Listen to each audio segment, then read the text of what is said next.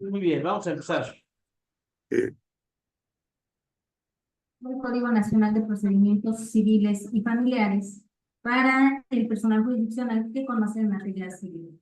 Bienvenidos al módulo 2, Justicia Digital, su servidora doctora en Derecho, Claudia González Jiménez, asistente a la Escuela Judicial del Estado de México.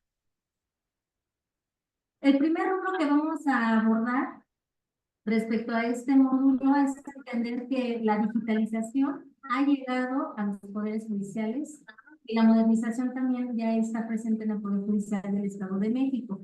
Debemos de recordar que para nosotros no es un tema nuevo, la justicia digital ya se ha aplicado y ya se ha adoptado desde antes de las reformas, sobre todo esta reforma sustantiva del Código Nacional, y entonces habrá muchos rubros en los cuales ya sientan temas familiarizados, que solamente vamos a darles esta conducción teórica y abonar con algunos ejemplos y algunas situaciones ya más prácticas. Este módulo 2, intitulado Justicia Digital, se compone de 3 unidades de competencia y a continuación les doy la bienvenida a la primera unidad de competencia que se denomina Concepto de Justicia Digital. Siempre es importante cuando se habla de una figura, cualquiera que sea, en cualquier ámbito, conocer su definición, sus elementos, sus características, cuál es su finalidad, cuál es su funcionalidad, porque todo esto de manera teórica nos va a ayudar a comprender y sobre todo a aplicar de manera idónea lo que nos dice la norma, en este caso, hace las labores de la impartición de justicia a esta reforma tan significativa a nivel nacional. Y no puede entrar de lleno a conceptualizar la justicia digital sin antes compartirles el contexto. ¿De dónde surge? No es una ocurrencia, no fue algo esporádico. El por qué vemos ahora un bombardeo o un lenguaje más cotidiano hablar de justicia digital, todo esto tiene una razón de ser. Insisto, no es una cuestión al azar, ni tampoco es algo indefinido, sino que tiene una cronología y tiene una consecuencia. Y les voy a compartir cuál es el contexto de la justicia digital. Hablar de justicia digital a nivel mundial, existen diversas aplicaciones, diversas prácticas, ejercicios y algunos experimentos que se empezaron a dar desde la década de los años 70. Sin embargo, el parteaguas fue esta pandemia derivada del COVID, del COVID-2019. Esta pandemia salubre nos orilló a tomar algunas medidas como fue la sana distancia y también no convivir en espacios públicos. Derivado de esa política pública de salud, entonces se generan diversas circunstancias en la impartición de justicia, es decir, no se podía detener la impartición de justicia por esta consecuencia de la pandemia. Si bien es cierto, veníamos acostumbrados a un modelo presencial, el COVID lo que hizo fue aperturar el abanico de opciones de cómo continuar con esta labor tan importante, porque recordemos que el acceso a la justicia es un derecho fundamental de carácter universal, no se podía detener. Entonces, se ve algunas opciones de naciones homólogas con realidades semejantes y otras con una experiencia más amplia, y es como se da este boom de la justicia digital. Entonces, a partir de la pandemia del SARS-CoV-2, el mundo jurídico llegó a potencializar el uso de la justicia digital, también conocida como justicia electrónica, justicia virtual, justicia en línea, ciberjusticia o su denominación en inglés que es e-justice. Expresiones que cada vez son más difundidas para referirnos a la aplicación de la tecnología digital en la administración y en la impartición de justicia. La tecnología digital ha revolucionado el tratamiento de la información y su impacto en la sociedad desde dos aristas, un cambio cuantitativo y un cambio cualitativo. Es decir, ya estamos frente a la tecnología y lo que hizo la pandemia fue potencializar el uso de la tecnología, pero también hacerlas más rápidas y más amigables. Ese es el sentido de la justicia digital, empezar a romper esas brechas de analfabetismo digital, esas brechas de renuencia a la tecnología por parte de los justiciables, donde hay un temor si no tengo la presencia del juzgador o del Ministerio Público, si no estoy inmersa en una sala de justicia. Y entonces este nuevo contexto a través de la justicia digital empieza a sustituir estos escenarios de carácter cuantitativo y cualitativo. El cambio cuantitativo se refiere a que la justicia digital nos va a ayudar a procesar un volumen de información. Si bien es cierto, no pararon los procesos, sino que hasta se llegaron a incrementar, entonces la justicia digital se ve como un auxiliar para empezar a desinflar, para empezar a atender el volumen de información que se tenía almacenado con una velocidad más rápida, porque nos auxiliamos de sistemas tecnológicos, algunos de ellos basados en algoritmos o en cuestiones de probabilidades y estadísticas. Y el cambio cualitativo nos permite a la justicia digital aplicar la información y transformar el conocimiento de una manera más rápida. Todo esto lo encontramos en la obra de Moisés Barnández. Cuando hablamos de justicia digital, de verdad no es ya nada de ciencia ficción, no estamos hablando de un fenómeno a distancia, sino ya es el aquí y el ahora, e insisto, en el Estado de México, el Poder Judicial del Estado de México desde el año 2016 tiene las primeras chispas de vida de la justicia digital con la creación de la firma electrónica que conocemos como FEJA. Desde ahí ya podemos hablar de justicia digital. Pero en sí, todo el ámbito mundial ya estamos inmersos en una sociedad de la información. El simple hecho que manejamos nuestros celulares inteligentes, con aplicaciones, con herramientas, con funciones cada vez más rápidas, con un acceso a la información también muy veloz, todo esto ya nos ha llevado a una sociedad de la información.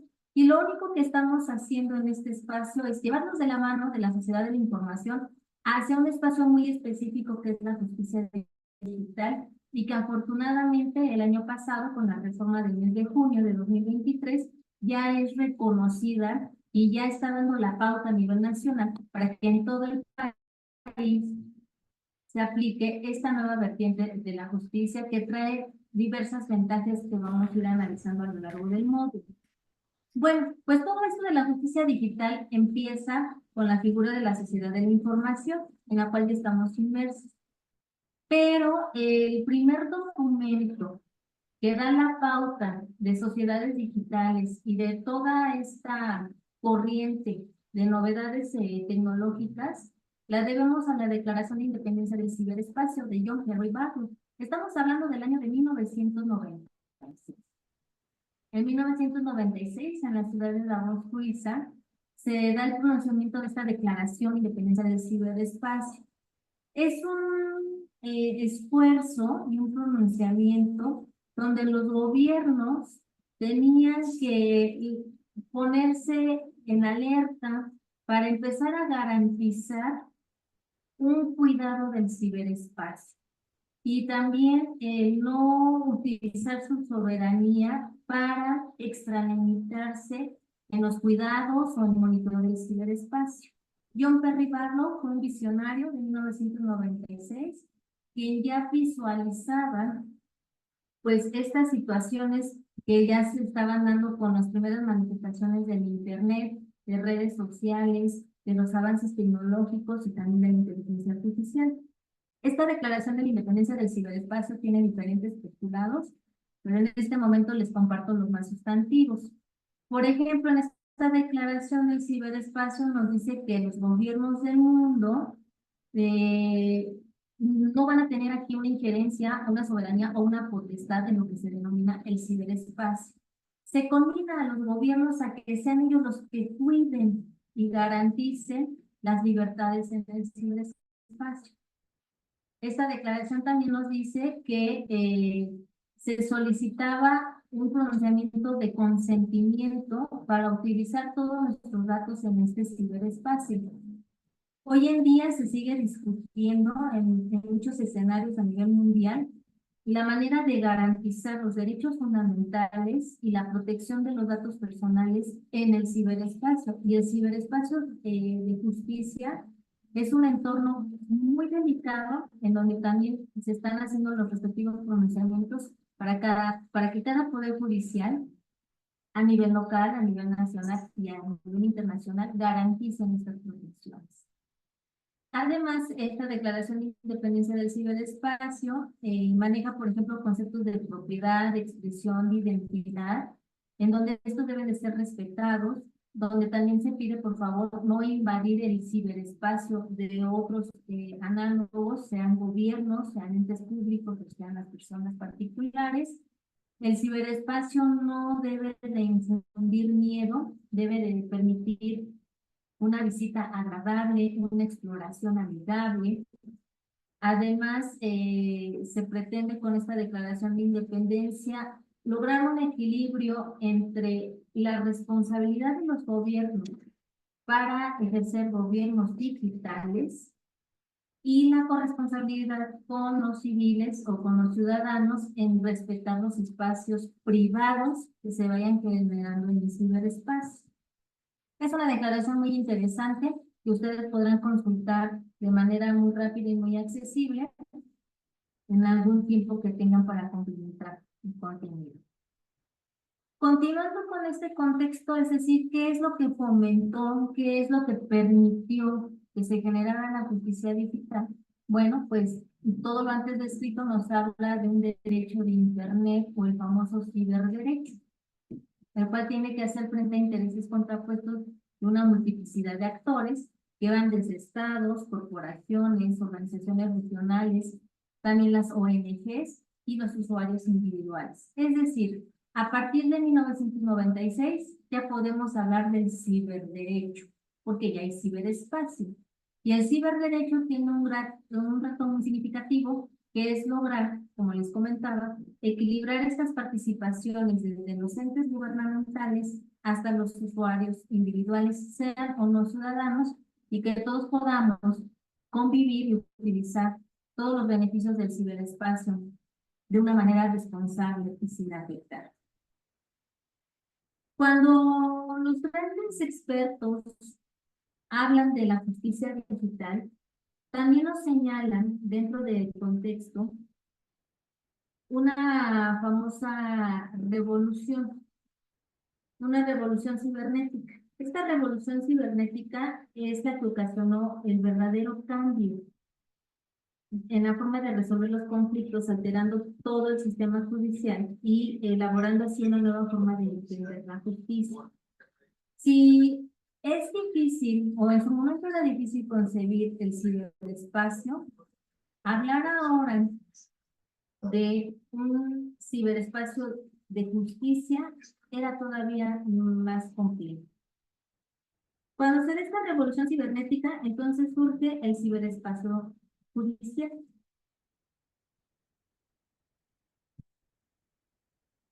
Que se va a entender como este ámbito donde vamos a encontrar conflictos, vamos a encontrar litigio o litis, pero es una nueva forma de resolverlo o es una nueva forma también de entender la justicia. En palabras del especialista digital, que también es un programador, Sajid Karinjataki, en el año del 2016, trató de decirnos qué es el ciberespacio judicial. Y entonces para Sajid se concibe como una nube, lo que nosotros conocemos esta nube de almacenaje de datos. En la medida que la tecnología presenta su trazabilidad que tiene potencial de reducir los casos de corrupción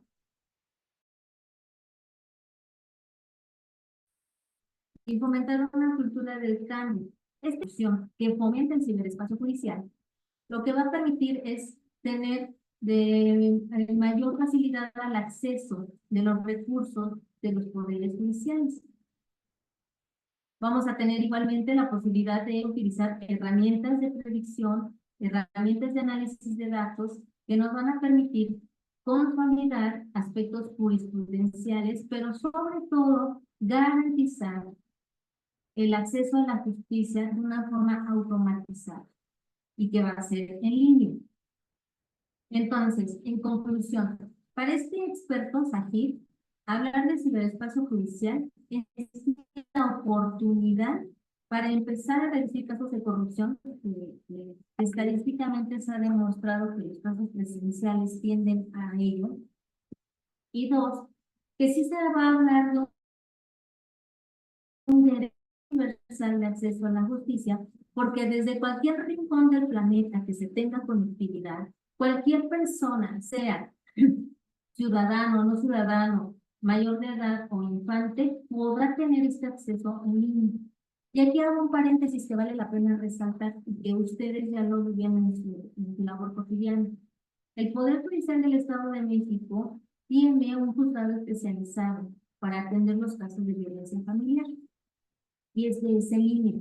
Hasta la fecha es el único que a nivel República Mexicana lo tiene con esta modalidad que es en línea y que garantiza este acceso a la justicia desde cualquier espacio donde lo requiere el justiciable y que también permite, es amigable, es práctico, que aquellas personas que solamente saben leer y escribir puedan solicitar esta protección de la justicia. Esa es la tendencia del ciberespacio judicial, ese es el propósito de la justicia digital.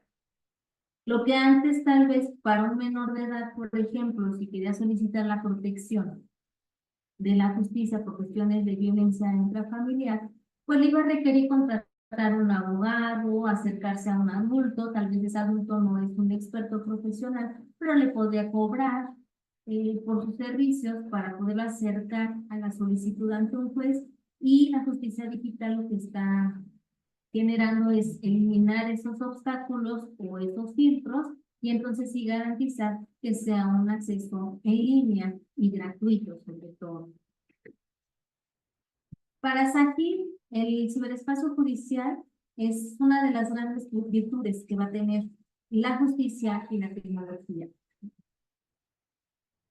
Insisto, porque el propósito es reducir los casos de corrupción, pero sobre todo también para dar cumplimiento a la meta número 16 que se estipula en la Agenda 2030, denominada Paz, Justicia e Instituciones Sólidas. Recordemos que todos estos avances en nuestra normatividad, como es el actual Código Nacional de Procedimientos Civiles y Familiares, no responden a circunstancias ajenas, sino van siguiendo un hilo conductor que en este caso son las metas, sobre todo la meta número 16 de la Agenda 2030, que estamos a escasos 6 años de someternos a una evaluación, y el rubro de la justicia digital en México con esta reforma sustantiva, pero sobre todo con su aplicación, nos va a ayudar a cumplimentar parte de las acciones de esta ley. Entonces, si ustedes quieren definir o entender el ciberespacio judicial en pocas palabras, estamos hablando de justicia y tecnología, que se unen o que coadyuvan con el propósito de garantizar el acceso de la justicia a los individuos y como consecuencia más significativa a la reducción de los casos de corrupción. Para terminar de redondear y explicarles el contexto de la justicia digital, es importante conocer el pronunciamiento de la Organización de las Naciones Unidas. La ONU lleva muchos años, desde 1995 aproximadamente, ya viene pronosticando el tratar de regular lo que va a suceder con la humanidad y la intervención de la tecnología, pero sobre todo el adecuado uso de la tecnología en diferentes rubros, en la salud, en la educación, en la economía, y no ha dejado el cabo suelto de la justicia. Entonces, en la ONU, en la década de los 90, ya hablaba de inclusión digital, que era importante que cada gobierno o estado ya estuviera visualizando y considerando cómo empezar a aplicar la tecnología para que toda su población disfrute de los beneficios que propicia la tecnología. Porque recordemos que el tema delicado, hay una línea muy tenue entre los beneficios de la justicia digital, sí es garantizarlo a nivel universal, que toda la población acceda a la justicia, pero puede generar esos remanentes o esos sesgos con los individuos que no tienen una formación digital, que se llaman analfabetas digitales. ¿Qué va a pasar con los adultos mayores que no saben manejar un celular o alguna tecnología? ¿Qué pasa con nuestros pueblos originarios, donde siguen utilizando su lengua, su idioma originario, y entonces no encontramos aplicaciones digitales o tecnológicas que les expliquen en su lengua qué va a pasar con aquellos que son infantes hasta cierto rango de edad y que no tengan toda la información digital? O sea, todos estos limitantes son unos peligros que la ONU ya había considerado desde la década de los 90.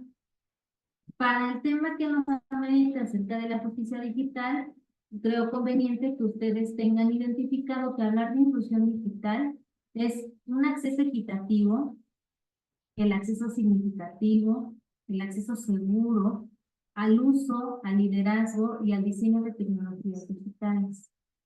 También a los servicios y a las oportunidades que vienen asociadas con esta tecnología en todas partes. Es decir, la ONU dice, bienvenida la tecnología, bienvenido lo digital para todos y para todas, pero que sí sea de una manera equitativa, que sea segura y que sea significativa. No solamente, y les voy a ilustrar por qué es significativo, por qué dice la ONU que debe ser un acceso significativo, es decir, que sí sea de importancia, que sí sea de valor, que sí sea de utilidad. Haciendo un recorrido el año pasado en una investigación de justicia digital, resulta que las 32 entidades federativas con respectivos poderes judiciales ya hablan de tribunales electrónicos o hablan o incluyen el concepto de justicia digital, pero ya hacer un rastreo y un monitoreo en el acceso de cada uno de estos tribunales electrónicos, me percaté, nos identificaron entre 5 y 7 casos en donde solamente estaba la página habilitada como tribunal electrónico sin estar funcionando, solamente para dar cumplimiento a unas indicaciones a nivel federal. Entonces, lo cual resulta delicado porque fueron entidades que siguieron exigiendo desahogar la impartición de justicia de manera presencial durante la pandemia, y recordemos que todavía hasta el año 2022, digamos con estas restricciones de coincidir en espacios públicos. ¿Quieres un café? Y entonces encontramos que solamente tenían el banner como tribunal electrónico, ahí el espacio de usuario y contraseña, pero que no estaban funcionando. Estos ejercicios de simulación son a los que se refiere la ONU. Una inclusión digital no solamente es hacer esta pinta, sino realmente que tenga una utilidad.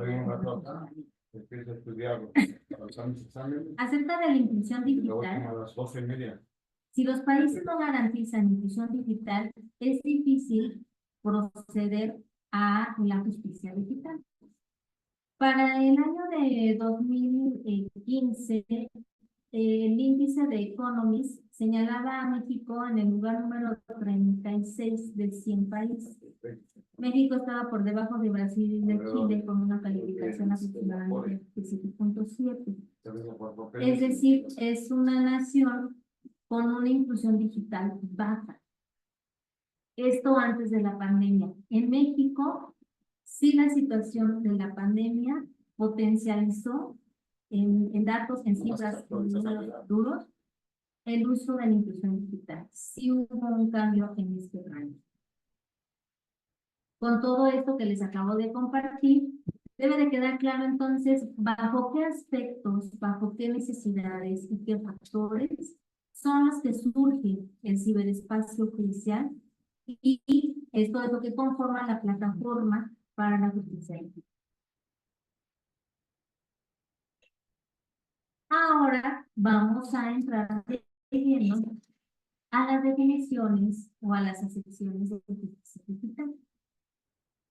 Desde la doctrina, en los últimos 5 o 7 años, se ha dado este boom por tratar de definir, de explicarte la justicia digital. Hay autores que la abordaron desde el año 2000, sobre todo en latitudes de Asia, donde están más avanzados en este tema, y algunos países europeos y sistemas del común no, pero eran definiciones o conceptos muy escuetos, ¿no? Que estaban, solamente daban ahí una pequeña referencia de lo que estaba la justicia digital. Y a la gran competencia, por tratar de definir qué es la justicia digital, se da a raíz del año 2019. Para que ustedes lo puedan entender desde una visión metodológica, el hablar de concepto de justicia digital se refiere a dos puntos de vista, o la podemos atender desde dos puntos de vista. La primera es como tribunal electrónico, que es el concepto universal o lato sensu, y la versión específica, que es la justicia digital o llamada stricto sensu. Es decir, si nosotros escuchamos en el usuario hablar de tribunal electrónico, está asociando correctamente a la justicia digital, está hablando de lo general. Si nosotros escuchamos a los usuarios que hablan de justicia digital, están invocando ya una figura en particular que a continuación vamos a definir. Tribunal electrónico, lo subrayo, es el término o el concepto universal. Es lo más complejo, es lo más amplio. Un tribunal electrónico va a absorber el concepto de justicia digital. En esta diapositiva les comparto algunos casos de cómo en la República Mexicana ya existen estos 32 tribunales electrónicos que pueden ustedes explorar cada una de las páginas oficiales y ya hablan del tribunal electrónico. Con la adopción de la tecnología de vanguardia se da una oportunidad de progresión a la justicia, debido a su capacidad para mejorar notablemente el procesamiento documental, asistir las transcripciones, procesar los casos y ayudar a servicios judiciales. Este es uno de los parteaguas por el cual se adopta la figura de la justicia digital. Considerando lo anterior, se sabe que los tribunales electrónicos, que también son denominados tribunales en línea, implementan el expediente digital, mejoran la gestión documental con tecnología, aplican una metodología estándar, homóloga, para la estructuración de datos que lo traduzca a un lenguaje de máquina para la creación de un ciberespacio, y con esto optimizar la administración de justicia con una arquitectura de decisiones basadas en economía conductual. Es decir, la ejecución de un ciberespacio judicial que respete la autonomía, mientras que adopta notch o nudos para el acatamiento del precedente. En esta definición que les estoy compartiendo del tribunal electrónico o en línea, para ustedes resulta muy familiar de electrónico. Hablar del tribunal electrónico también es este espacio que garantiza invocar el acceso a la justicia y tener una respuesta más rápida, más celera o más expedita. Pero también los tribunales electrónicos, para ir mejorando y para tener esta eficiencia en respuesta, van a ir acumulando información. Y es aquí donde entra la tecnología de los algoritmos y hoy en día tan debatible lo que es la inteligencia artificial, ¿no? ¿Hasta qué punto se van a utilizar estas herramientas para coadyuvar en la labor de los tribunales? Ahora, continuando con la idea de definir, de entender qué es un tribunal electrónico, el tribunal en línea, el tribunal telemático, yo les comparto la fundamentación de la Ley Orgánica del Poder Judicial del Estado de México, que el pasado 6 de octubre del año 2022 considera y define esta figura, una gran reforma que tuvimos aquí en el Estado. En el artículo 32 menciona de manera completa. El Tribunal Electrónico, los juzgados especializados en es un sistema integral de información que permite la sustanciación en forma telemática de funciones nacionales en todas sus materias. Esto también hay que reconocerlo, que el Estado de México nunca se ha limitado desde el inicio a la justicia digital, no lo ha constreñido a ciertos temas. Entienden que todas las materias son importantes someterlas a este diseño de lo electrónico y de lo digital.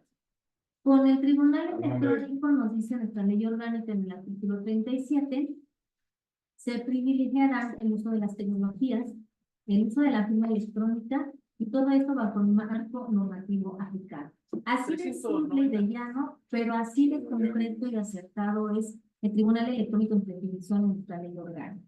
Pero ya le pregunté, le puse... También nos dice el artículo 37 de la ley orgánica que el Consejo de la Judicatura estará facultado para crear órganos especializados en línea que funcionen las 24 horas del día, los 365 días del año, el cuerpo de atender materias prioritarias y sensibles para la sociedad, en ese caso de este juzgado que atiende los casos de violencia intrafamiliar para niños, niñas y adolescentes.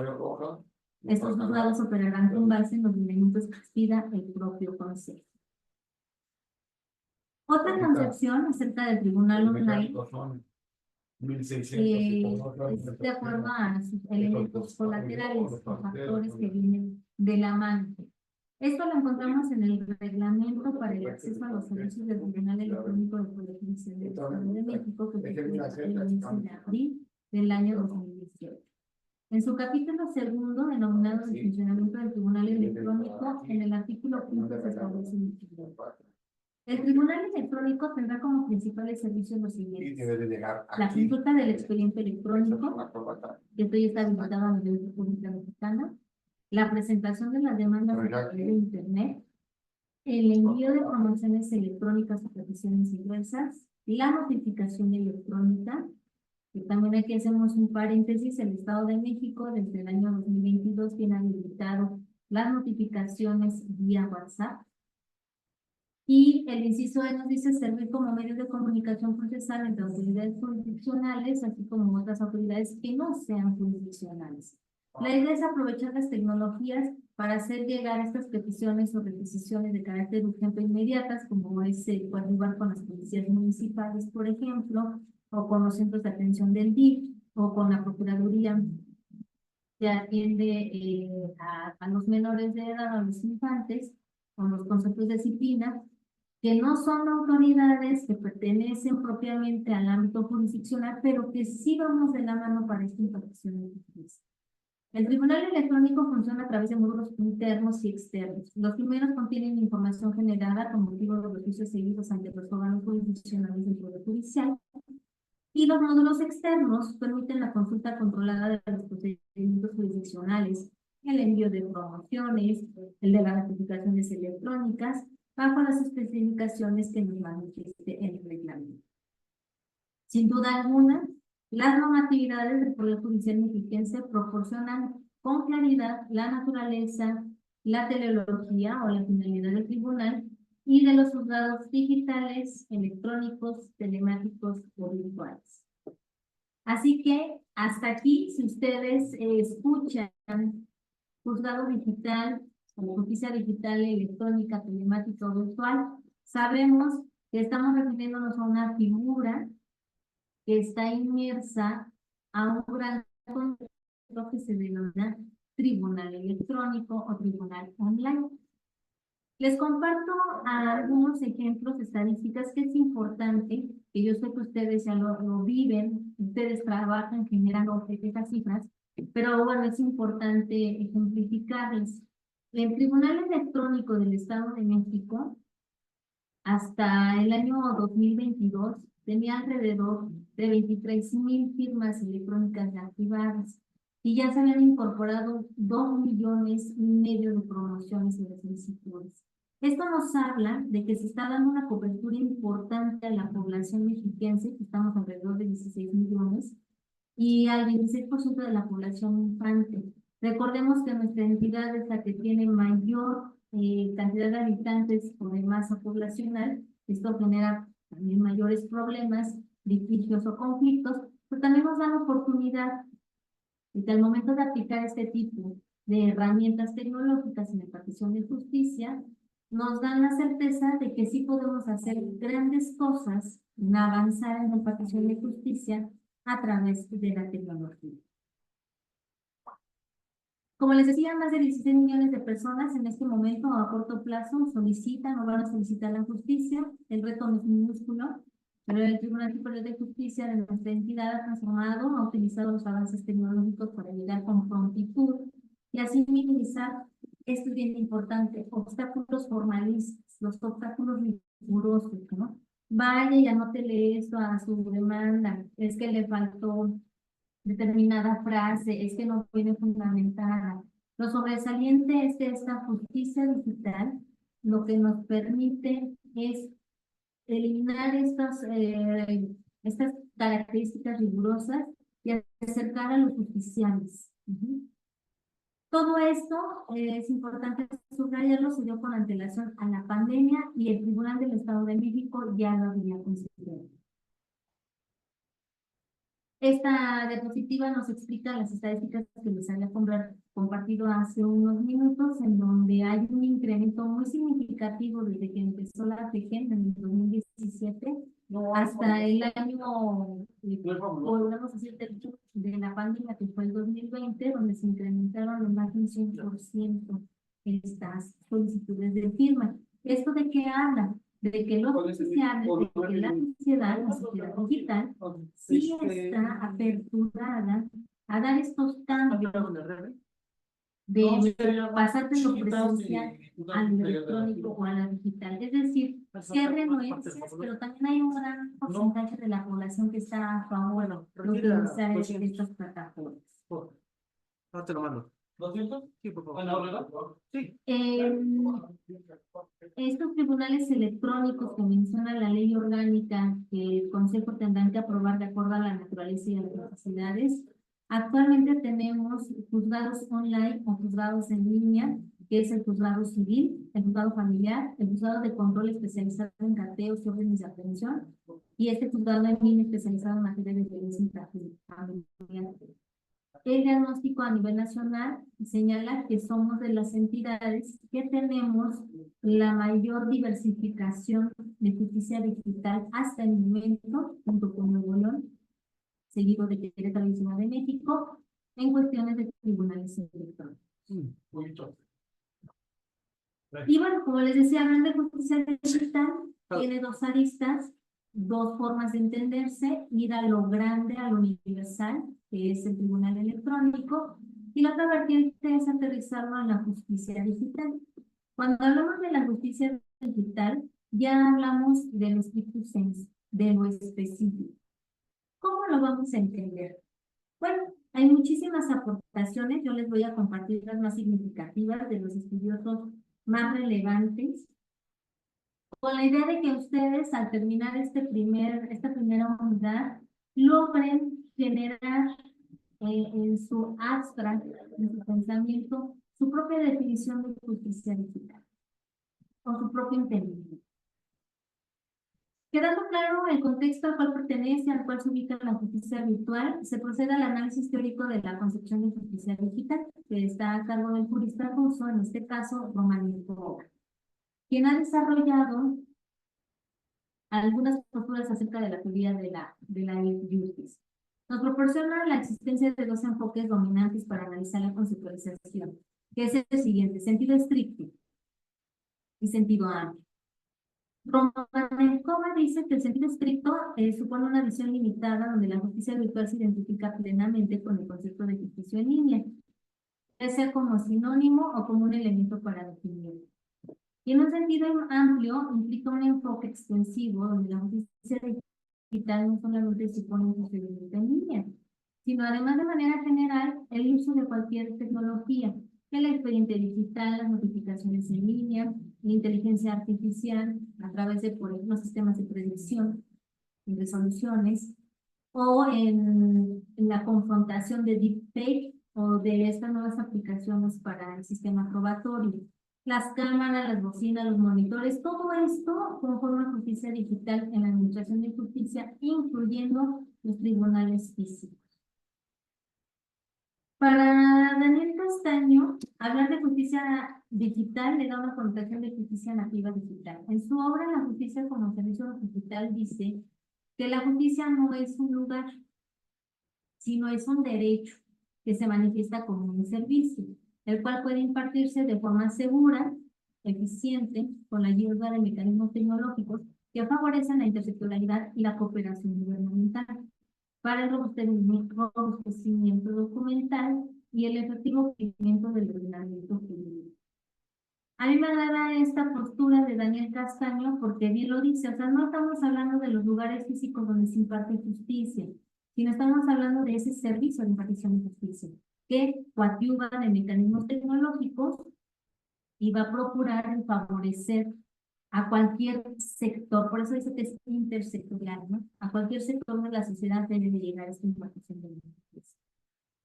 La justicia nativa digital que nos comenta Castaño se ha dado ya en México y hay mucho todavía que enriquecerlo, ¿no? Otra definición la vamos a encontrar de acuerdo a un mexicano que es del Estado de Hidalgo, que es Ricardo Castillo Solano.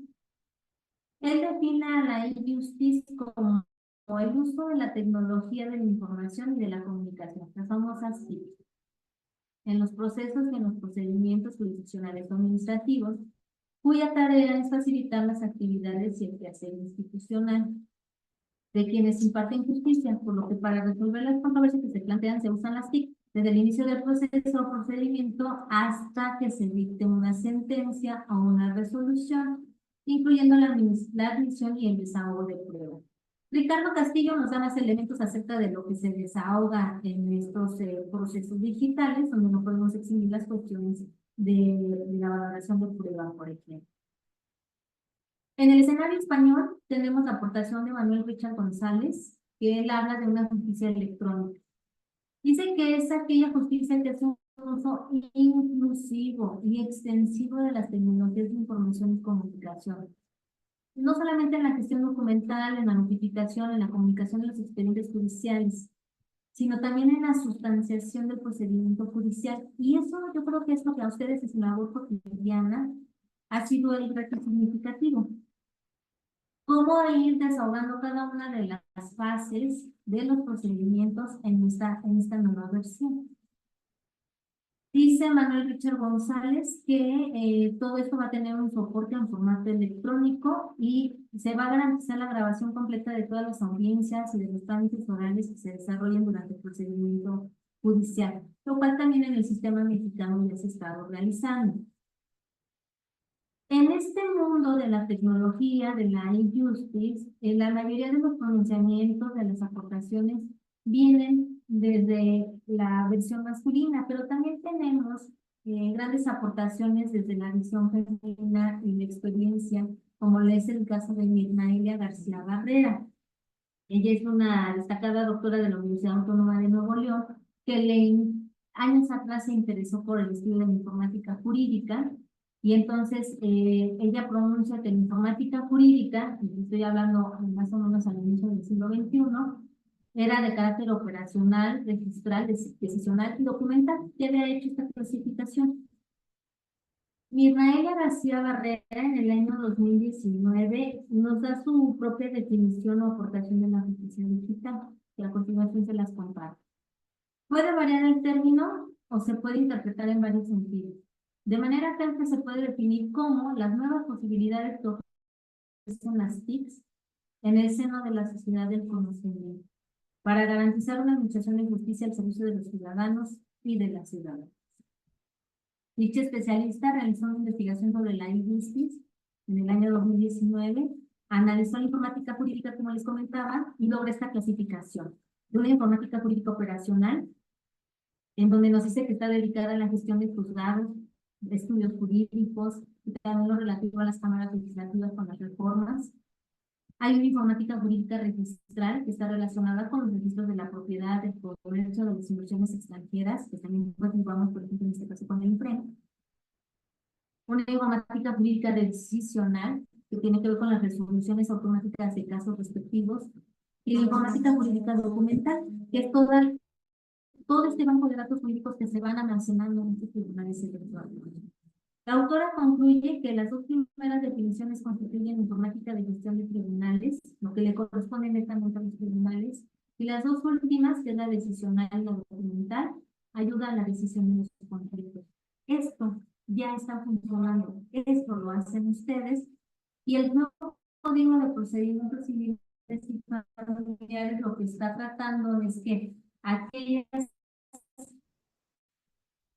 entidades federativas y tribunales han implementado al 100% la justicia digital, como es comentado, con solamente tener su banner no es suficiente. La idea es llevarnos a este ritmo que ya en el estado de para ustedes no es. Si quieres que te transfiramos los de... Tenemos una corporación colombiana que es un magistrado de Haroldo Wilson y dos monstruos de la comunicación, pero en la función jurisdiccional, a través de elementos como el expediente electrónico, el conjunto documental de actuaciones procesales, el litigio en línea, la presentación de demandas, las contestaciones, audiencias, diligencias y demás por medios electrónicos. Aquí el reto significativo, y que todavía no lo considera la norma, pero yo puedo aclarar sin hacer sus adecuaciones, es que la inteligencia artificial nos está rebasando en su uso y en su aplicación para medios de prueba.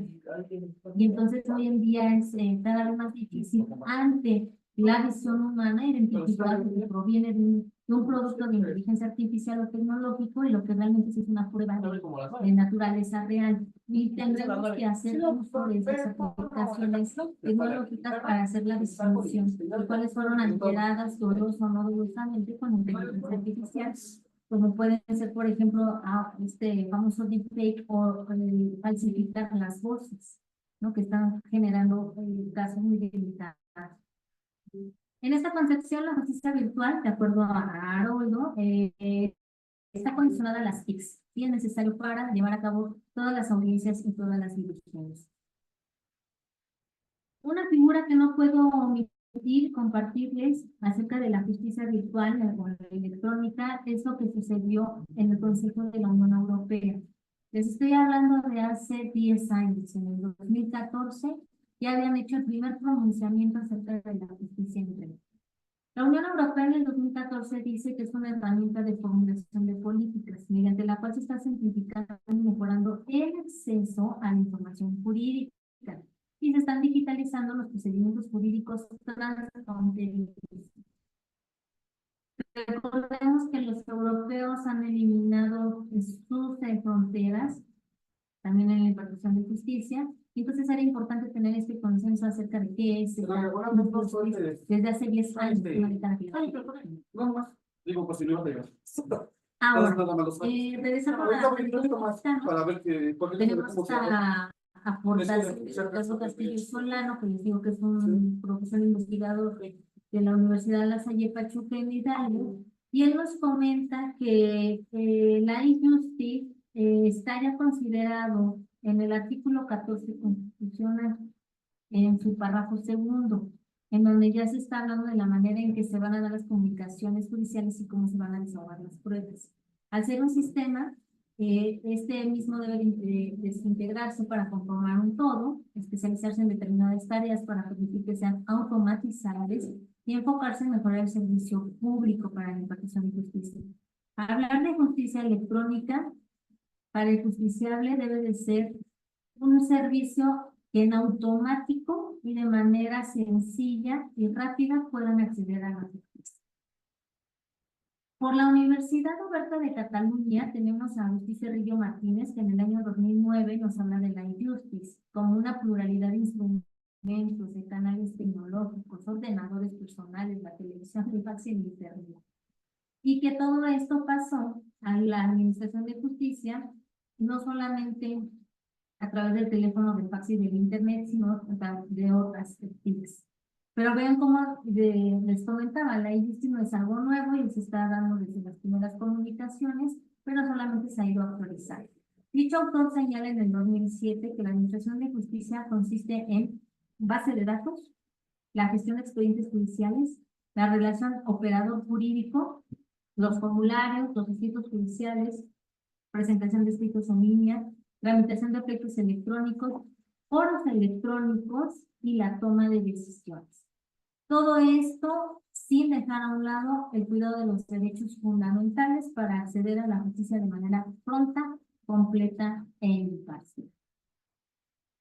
Y a todo esto de las definiciones, como les decía, cada quien dice su trinchera y más ustedes que a diario lo utilizan o que ya estarán en esta interesante labor de darle cumplimiento a la reforma del Código Nacional.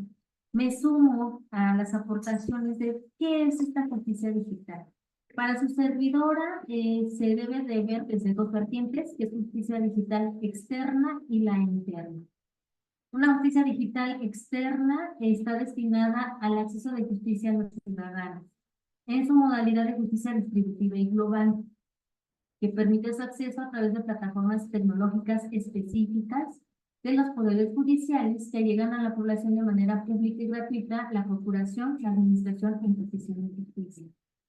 ¿Cómo se encuentra conformada la justicia digital externa? Por usuarios, contraseñas, firmas electrónicas, notificaciones electrónicas y el expediente virtual.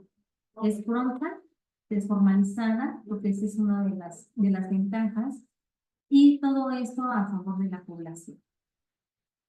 Cuando se quiere definir justicia digital de manera interna o institucional, me refiero al uso de las plataformas tecnológicas exprofesas para los operadores de justicia, que conforman el expediente virtual, permitiendo despresurizar los juzgados, eficientar los recursos humanos, que es una problemática muy constante, no mucho trabajo, pocas personas, protegiendo con ello los derechos humanos, pero sobre todo no olviden, la justicia digital viene a fortalecer el Estado de Derecho, no está trabajando de manera separada de la impartición de justicia presencial. Hasta aquí, espero haya quedado claro lo que es la justicia digital, virtual, telemática o a distancia, desde las connotaciones doctrinarias, y vamos a entrar a lo que establece el Código Nacional de Procedimientos Civiles y Familiares, reformado el 7 de junio, creado el 7 de junio del año 2023, donde nos habla de los sistemas de justicia digital en su artículo 938. No olviden, por favor, este articulado, porque es la fundamentación. Nos dice, artículo 938, constituyen implementos adicionales, progresivos, eso es cierto, van a seguir avanzando, manifestando, y objetivos que deberán aplicarse y usarse en respeto a los derechos humanos y garantizando el derecho a la tutela efectiva, por lo que de ninguna forma podrán interpretarse en forma restrictiva, o sea, no es limitativa la justicia digital. Estos sistemas de justicia digital, el Código Nacional lo habla de manera general, pero creo que de manera muy adecuada porque lo subraya como implementos progresivos, son adicionales, no son sustantivos, es decir, si no se tiene justicia digital, no quiere decir que se va para la impartición de justicia, sino tienen que ir generándose otras formas para garantizar este derecho. Hasta aquí concluimos con el primer tópico de este módulo 2, con la unidad de competencia número 1, que es la justicia digital. Con lo que se les ha compartido, tengo la certeza que ustedes ya podrán formular su propia definición o su propio criterio de justicia digital. A continuación vamos a abordar la unidad de competencia número 2, que se llama principio de elegibilidad. El nuevo Código de Procedimientos Civiles y Familiares a nivel nacional del año 2023 nos señala 3 principios sustantivos que van a impulsar, que van a garantizar la justicia digital. Sin embargo, es importante compartirles de dónde emanan estos principios y después de aterrizarlos en la normatividad. Los principios de la justicia digital surgen para hacer frente a la accesibilidad universal de la justicia. Se requieren criterios orientadores para su uso adecuado, sobre todo por cuestiones tecnológicas, que garanticen seguridad jurídica, pero que garanticen también el respeto a las garantías fundamentales o a los derechos fundamentales. A continuación se comparten los principios que el autor Daniel Castaño en su obra La justicia como servicio digital considera como orales en la impartición de la justicia a distancia o telemática. Primero nos habla del principio de la justicia digital llamada equivalencia funcional de las actuaciones judiciales. Se refiere a que los juzgados, tribunales y corporaciones judiciales tienen la potestad de adoptar infraestructura técnica, la logística informática en la administración de justicia, Así que los mensajes de datos no se les negarán efectos jurídicos.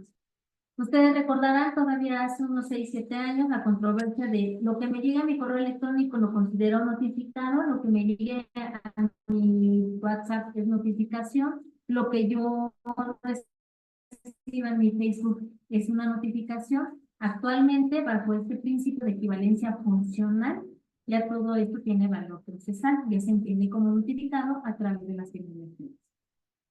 La equivalencia funcional de las actuaciones judiciales, perdón, se refiere a que los tribunales y los juzgados también van a proporcionar la misma confianza y la misma legalidad de lo que se ofrezca en papel o lo que se entrega de manera virtual. Ya no está discusión de tolerar si lo hizo, si lo está presentando de manera formal, rigurosa, presencial. Supuestamente porque iba a ser el día de Lo la está paga. haciendo de manera electrónica. Ya no está discusión. Ambas Ambas tienen la misma valía o la misma consideración. Dicho autor nos genera un segundo criterio que se llama acceso a la justicia. Para dar cumplimiento a la Convención Americana sobre Derechos Humanos, existen procedimientos adecuados, idóneos y efectivos para la presentación y resolución de las contenciones y excepciones, también para desarrollar los procesos en un término razonable. En un tercer punto, se nos da el principio de la igualdad procesal. Es una de las garantías que forma parte del derecho fundamental al debido proceso. Es decir, el juez está en la obligación de ejercer sus funciones de manera objetiva e imparcial. Eso no ha cambiado, sin preferencias. Entiéndase que la tecnología sirve para eliminar obstáculos, barreras de acceso, que a veces los entornos físicos no nos permitían que tuviera el justiciable este acercamiento. Sin embargo, esto es para beneficio del justiciable, pero no para que impacte en la percepción del juzgado. 4. El cuarto principio de la justicia digital se denomina oralidad, inmediación digital y concentración. De acuerdo a una doctora en Derecho de la Universidad de los Andes, que se llama Mónica Vázquez Alfaro, en el año 2018, nos dice que son principios al servicio de la justicia, que buscan dotar de funcionalidad, utilidad, rendimiento al procedimiento, comprenden la renovación de un derecho procesal que va más allá de los escritos y pretende alcanzar un mayor involucramiento por las partes y por el juez. No todo es una carga para el tribunal, también el justiciable se hace responsable y tiene mayor seguimiento estadísticamente, así lo han arrojado algunos estudios, a través de la justicia digital. Principio de neutralidad. Se manifiesta de dos formas, en gobernanza de Internet y respecto al uso de cualquier tecnología. A pesar de las innumerables mutaciones, de los avances que se puede presentar tecnológicamente, la justicia debe de lograr esa adaptación, pero sobre todo seguir permitiendo que sea accesible.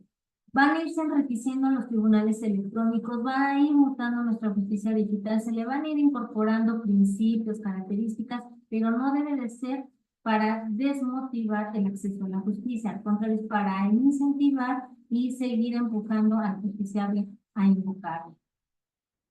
Y cerramos doctrinalmente con el último principio de la justicia digital, que es economía, lealtad procesal y la gratuidad. El principio de economía es reducir el litigio en términos de tiempo, de recursos administrativos para llegar a una solución de la cuestión problemática lo antes posible. Esto ya lo estamos logrando en el Estado de México con la justicia digital o a distancia, porque ya no nos estamos obligando a trasladarse. Ya se han desahogado, por ejemplo, varios casos en los juzgados civiles donde se ha dado estos divorcios a distancia, puede estar en otro país y ya no es necesario, ¿no? Simplemente a través de una audiencia virtual se lleva a cabo el procedimiento. Entonces, sí, hemos visto este beneficio económico. La lealtad procesal en un entorno virtual involucra el respeto de las buenas prácticas de seguridad digital y las previsiones necesarias para que la documentación digital, al llegar al proceso, no asocie intrusiones maliciosas o archivos corruptos. Este es un tema bien delicado porque sí es importante que los recursos humanos que están en los tribunales electrónicos adquieran estas habilidades o estas actualizaciones para ir detectando los elementos perniciosos en los elementos de archivos digitales. Y el principio de la gratuidad es uno de los aspectos más prácticos, pero también es el más complejo de la justicia digital. Reduce gastos, por ejemplo, en cuestiones notariales o en cuestiones de traslados, en las cuestiones de fotocopiado, también así ya salvamos al planeta para conformar el expediente, pero o sea, reconocemos que tenemos complejidades geográficas, complejidades económicas, en donde no siempre este principio se cumple al 100%, pero vamos avanzando. Esa es la idea, ¿no? Ir progresivamente. En cuanto al Código Nacional de Procedimientos Civiles, estos 5 principios rectores de la justicia digital los vemos en la normatividad. El artículo 935, concretamente en el libro 8 de la justicia digital, nos dice que las partes tienen el derecho de optar voluntariamente que los procedimientos regulados en el presente Código Nacional sean de forma digital, sean en forma en línea. Las partes podrán solicitar integrar expedientes electrónicos, sus actuaciones, sus audiencias, ya sea a distancia o de manera presencial, de manera indistinta. Aquí lo que les quiero compartir a los compañeros funcionarios adscritos a los juzgados es que con esta nueva normatividad de la justicia digital a nivel nacional, tiene esta elección injusticiable de optar por su procedimiento en línea y presencial y puede ser esta gestión híbrida. Entonces, estemos preparados para, al inicio, contar con estas incertidumbres en donde puede darse el vaivén del usuario, del justiciable, de que primero firme la modalidad presencial típica y después manifestar que quiero cambiar de manera virtual. Ayudemos a fomentar una transición amable de la versión presencial a la digital para que después se convierta en la regla general. Ese es un derecho que nos manifiesta ahorita el Código Nacional. La autoridad jurisdiccional podrá proponer que un procedimiento se lleve a cabo en línea, atendiendo a cada caso en concreto o en las situaciones en que acontezcan un fortuito o una fuerza mayor, o bien cuando para el trámite expedito del procedimiento de que se trata así se convenga. También esta es una fortaleza para los tribunales electrónicos. Donde identifican ustedes un caso fortuito o de fuerza mayor que pudiera interrumpir el desarrollo del procedimiento, pueden pronunciar en esta posibilidad de llevar el trámite o el procedimiento presencial a la versión de justicia digital, invocando el artículo 935. En el escrito inicial de demanda de comparecencia, la persona accionante manifestará si desea tramitar el procedimiento en línea. En el caso de un procedimiento contencioso, al contestar la demanda, la persona demandada manifestará si es su deseo, igualmente de llevar el procedimiento en línea. Van a tener una labor de sensibilidad, de explicar, de generar confianza para que se puedan dar estas transiciones de la justicia presencial formal rigurosa a la justicia digital. Recuerden que es una labor de pian pianito, constante, no se va a dar de la noche a la mañana, pero sí recalcarle al usuario que aquí en el Estado de México el Poder Judicial ya lleva varios años trabajando con esta vertiente y es fácil. Es amigable hacer esta transición. Creo que el reto de este Código Nacional, si lo digo honestamente y de manera objetiva, sería para aquellos otros poderes homólogos locales que no adoptaron la justicia digital bajo la presión de la pandemia, ¿no? Se les dejaron ahí pendiente. Bueno. Este artículo 935 nos dice que todo este principio de elección, de elegibilidad de justicia digital, no debe de ser en perjuicio de las partes, puede ser en cualquier etapa procesal, para ello prepárense, y se puede solicitar que se cambie la modalidad de uso subsecuente, como les decía, ¿no? Puede empezarlo en presencial, terminarlo en línea, puede empezarlo en línea y después solicitarlo de manera presencial. Son las etapas de todas las transformaciones. Ese es el primer principio. El segundo que considera el Código Nacional está en el artículo 936 y es el principio de equivalencia funcional o no discriminación.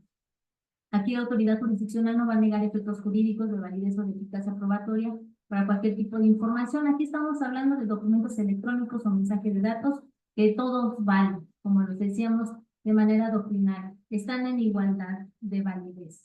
Si viene de manera presencial, forma rigurosa, o si viene en un formato virtual, electrónico o telemático. De acuerdo al artículo 936.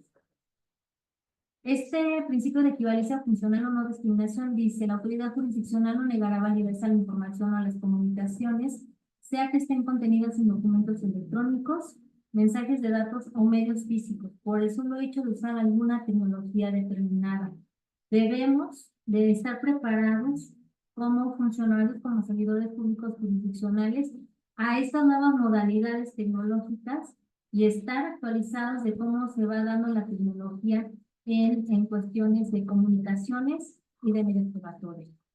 El artículo 936, continuando con este principio, también aborda la figura de la firma electrónica avanzada y nos dice que está en igualdad de circunstancias y de validez el que satisface una firma autógrafa a la firma electrónica. Ya no hay duda, ya no hay por qué someterlo a discusión ni a valoración. Todas las actuaciones judiciales, promociones, resoluciones judiciales van a tener de forma oral, de forma virtual, remota o a distancia, la misma eficacia probatoria y el mismo valor jurídico. No se cuestionará la validez de un procedimiento por la sola razón de que una de las partes haya llevado a emitirlo en línea y la otra en la forma tradicional. Es decir, no va a ser nuestra tarea el escuchar de una parte lo quiere llevar de manera tradicional o en línea o de manera híbrida y cuestionarle, ay, ¿y ahora por qué va a cambiar? ¿Y ahora por qué se le ocurrió? Debemos estar conscientes que son procesos de cambio en donde por ley se tiene que dar ese respeto al pronunciamiento que decidan las partes bajo la modalidad que la desean desarrollar. Para concluir este segundo tópico o esta unidad, vamos a mencionar el principio de neutralidad tecnológica del artículo 937 del Código Nacional. Y dice, no se va a imponer preferencias a favor o en contra de ninguna tecnología, ni se va a fomentar artificialmente determinadas opciones tecnológicas en detrimento de otras. Este principio no va a limitar, no va a impedir, que se usen los sistemas de justicia digital autorizados. Ojo, los tribunales electrónicos, de acuerdo al Código Nacional, ya tienen un sistema autorizado con ciertos cuidados y protecciones, como pueden ser los blockchain, pero, y cada quien va a crear, la mayoría de los tribunales superiores locales manejan Webex, por ejemplo, para el uso de los tribunales electrónicos, pero si trabajan mejor uniéndose al sistema de la Suprema Corte de Justicia o generando su propio sistema, no debe de crear ninguna controversia. Aquí este principio del artículo 937 es que los juzgadores o los servidores públicos judiciales no van a pronunciar por alguna preferencia tecnológica, donde los usuarios o los justiciables sean cómodos o tengan esa confianza, es lo que se les va a decir. Con esto cerramos el contenido de la unidad de competencia número 2 en cuanto a los principios que rigen la justicia digital en el nuevo Código Nacional. A continuación, vamos a concluir con la unidad de competencia número 3, que tiene que ver con la normatividad. Hablar de justicia digital, como les decía desde el inicio en el contexto, es amplio, es un recorrido desde la década de los 90, hablamos de conceptos de sociedades digitales, y bueno, normativamente se han dado diferentes manifestaciones para poder homologar y comprender lo que es la justicia digital, la justicia virtual, telemática o a distancia. Sin embargo, es hasta el año 2019 donde se da un pronunciamiento en común. Y es así. Tenemos como la cabeza de nuestro aspecto normativo la Declaración Conjunta sobre el Acceso a la Justicia que generó la ONU y la Comisión Interamericana de Derechos Humanos en el 2019. Nos dice así, los procedimientos judiciales que garantizan el pleno ejercicio de los derechos y libertades destinadas a verificar la respuesta de las autoridades nacionales a la pandemia de COVID-19 nunca deben de suspenderse ni retrasarse. Estas garantías judiciales deben ejercerse dentro del marco y los principios del debido proceso legal. Se observa que el uso de medios tecnológicos en la prestación de servicios de justicia ha tenido en ocasiones un impacto negativo en algunos sectores poblacionales porque causan brecha digital, ya que el uso de estos medios presupone el acceso a medios electrónicos y un conocimiento tecnológico para acceder a los servicios de justicia. Existe una falta de cobertura en varias partes del territorio de los Estados Unidos de Latinoamérica y el Caribe. Se hacen llamados a los estados para que garanticen el acceso a un Internet asequible y pluralista a todas las partes de las poblaciones. Es importante, como les comentaba, que hablar de justicia digital son beneficios, es una justicia pronta, expedita, gratuita, eliminar o disminuir los casos de corrupción, ayuda al planeta, porque ya no tenemos estos gastos económicos y de papelería, pero lleva a la par el gran reto, sobre todo en Latinoamérica, en estos países, de generar brechas digitales. Hay gente que no sabe ni siquiera utilizar el celular. Finalmente, es importante destacar que el uso de medios tecnológicos para la prestación de servicios de justicia no pueden menoscabar los derechos individuos de justicia. Es decir, no se puede considerar un tribunal electrónico en donde no se puedan desahogar audiencias virtuales. Se debe de dar especialmente una defensa en materia penal, una asistencia letrada, un procedimiento adversarial y el derecho a ser juzgado sin demora. A pesar de ser justicia digital, en línea, virtual, electrónica o a distancia o telemática, hemos encontrado que se dan excesos de trabajo en los juzgados y que se pueden ir dilatando o desplazando las audiencias. Insisto, porque los recursos humanos no son suficientes. Pero es una problemática común, al menos en nuestro país, y que aquí en el Estado de México se ha podido resolver de manera idónea y correcta para dar solución. Con este espectro normativo de carácter internacional, aterrizo a cuestiones nacionales. Si a ustedes les interesa el tema de la justicia digital, son pocos los pronunciamientos formales normativos que hablan de la justicia digital. Esta declaratoria es lo sustantivo o la base para ello, ¿no? Excelente pronunciamiento durante la tarde. En nuestra normatividad nacional no debemos omitir que la justicia digital está fundamentada en el artículo 17 constitucional y la Suprema Corte de Justicia de la Nación ha creado y ya identificado su propia normativa en materia de tribunal virtual, tribunal electrónico, juicio en línea, expediente electrónico y de firma electrónica. Durante la pandemia se dieron diversas aportaciones para ir regularizando, para ir normando, para ir direccionando estos criterios para la impartición de justicia digital en ese momento tan desconocido y que ahora son una muy buena directriz o base para lo que se va a aplicar a nivel nacional. Aquí les comparto algunas de estas normatividades que ha pronunciado la Suprema Corte de Justicia de la Nación en materia de justicia digital, desde leyes orgánicas, como hay cometido la ley de amparo, claro está, acuerdos generales y lineamientos generales. En la normatividad secundaria, lo que es propiamente el Estado de México, les recuerdo que tenemos nuestra ley orgánica de Judicial del año 2022, título primero de la Función Constitucional, artículo cuarto, tribunales especializados de enjuiciamiento, juzgados de primera instancia, en su artículo 37. Tenemos un reglamento para el acceso a los servicios del Tribunal Electrónico del Poder Judicial del Estado de México del 23 de marzo de 2018. El reglamento de juzgado en línea especializado en violencia familiar del Estado de México del 27 de octubre del 2021. Y aunque pudiese considerarse como escueto o poco abordado el espectro normativo, les he de comentar que no es así. Para lo que se ha implementado en nuestra entidad y en el país, tenemos un bagaje normativo significativo que les acabo de compartir y somos de los pocos tribunales de justicia local que ostentan un cuerpo normativo respecto a la justicia digital. Este tema es nuevo para todos, pero para el Estado de México no, insisto, ya tenemos desde 2016 con la existencia de la FEJEN hablando de justicia electrónica. Y esta reforma del Código Nacional yo sé que la van a llevar a buen puerto, porque ya tienen los elementos, ya tienen la experiencia. Y lo único que hizo su servidora en este módulo es darle las directrices y los elementos conceptuales y los elementos taxonómicos para que ustedes puedan comprenderlo de manera más asertiva en el ejercicio de sus funciones.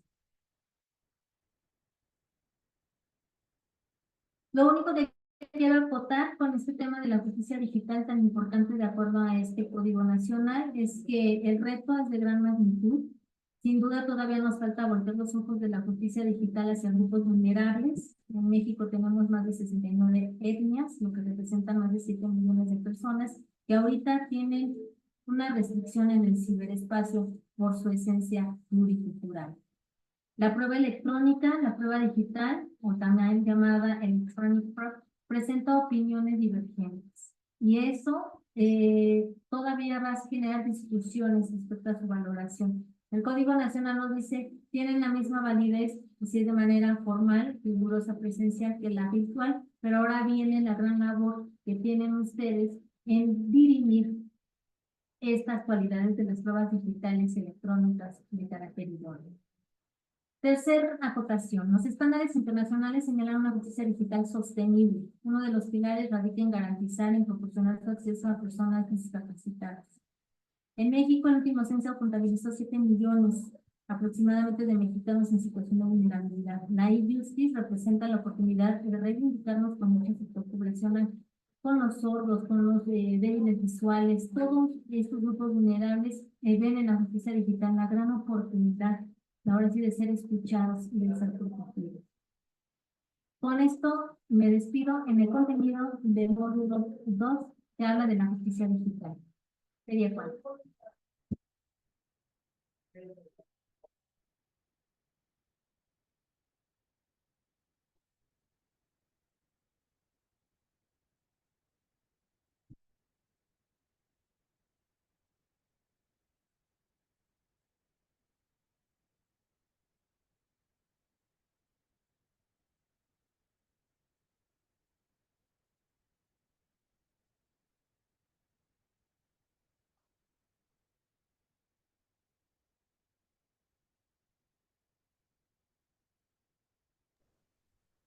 Creo que ya hasta se fue Lick a desayunar.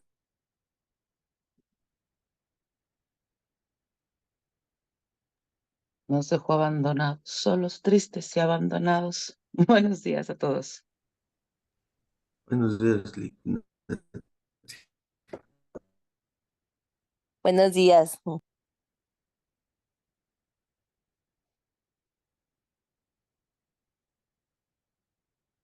Buenos días, se ve que va a estar fácil el examen. No se le oye mucha complejidad, pero de repente ya saben que las preguntas no vienen tanto como en el video. Y Lo se empiezan con que, chinga, eso no venía. preocupante de Así es. lo preocupante de toda esta situación es del tema de que van a venir los principios otra vez. ¿Se acuerdan? Los principios de equivalencia, de igualdad procesal, ¿cómo se llama? No discriminación tecnológica, toda esa parte va a venir igual. Entonces sí hay que tener mucho cuidado con esa parte. El examen va a venir bastante complejo para mi modo de ver las cosas. Entonces, aguas, mucho cuidado. Nos vemos al rato para el examen y quedamos pendientes. De todas formas, ahorita yo voy a tomar captura de las diapositivas y se las voy a mandar al grupo, ¿de acuerdo? ¿Dudas? Lick, ¿Dudas dudosas? ¿Ninguna? ¿Todas?